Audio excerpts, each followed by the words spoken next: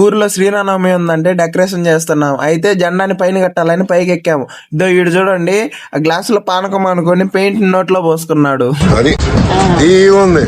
అడుగు ఆయన మా ఊరు సంచారి. ఇంకా నైట్ అన్నదానం అయిన తర్వాత దేవుడు ఊరేగింపు కోసం రెడీ చేస్తున్నాము. ఈ శ్రీరామనవమి అనేది మొత్తం 3 days చేస్తాము. ఈరోజు డే 1. రాములు గారి స్వామిని డెకరేషన్ అలంకరించి ఊరు మొత్తం ఊరేగిస్తాము. నైట్ మొత్తము చిన్న పిల్లల నుంచి ముసలివారి దాకా నైట్ మొత్తం మేల్కొనే ఉంటారు.